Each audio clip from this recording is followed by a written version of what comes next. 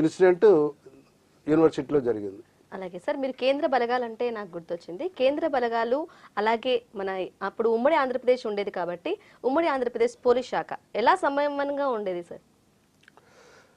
అంటే పోలీసు శాఖ అంటే ఇక్కడ రెండు నేచర్ ఆఫ్ డ్యూటీస్లో స్థానిక పోలీసులు ఆంధ్ర అయినా తెలంగాణ అయినా మాకు ఒక క్లారిటీ ఉంటుంది. ఎంతవరకు మనము చేయాలి, ఎంతవరకు ఆగాలి, ఎక్కడ తగ్గాలి, ఎక్కడ నెగ్గాలి అనేది ఉంటుంది. ఈ కేంద్రీయ బలగాలకు వచ్చేసరికి వాళ్ళకి విషయం ఏంటి, ఏం చేయాలి, ఆ రెండే ఉంటాయి వాళ్ళకి.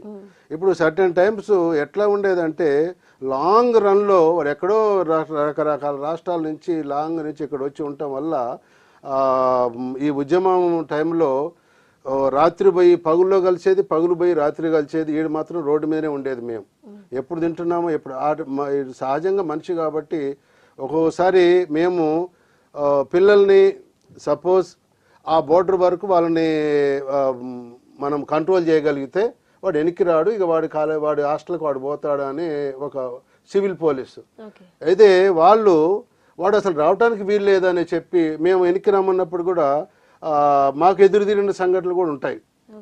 అయితే లోకల్ పోలీస్కి ఉన్నటువంటి బ్యాలెన్సింగ్ సెంట్రల్ పోలీసెస్కి ఉండదు. ఇక్కడ మేము ఈ సివిలియన్ సేఫ్టీ కొరకున్న పోలీస్ ఇది. వాళ్ళేమో కేవలం లా అండ్ ఆర్డర్ బందోబస్తుకు ఉండే పోలీసు. సరే, అటువంటి పరిస్థితిలో కూడా బందోబస్తు senior officers time to time పర్యవేక్షిస్తుంటారు కాబట్టి చిన్న చిన్న సంఘటనలు ఉంటే సర్దుకొని పోవడం జరుగుతుంది. తెలంగాణ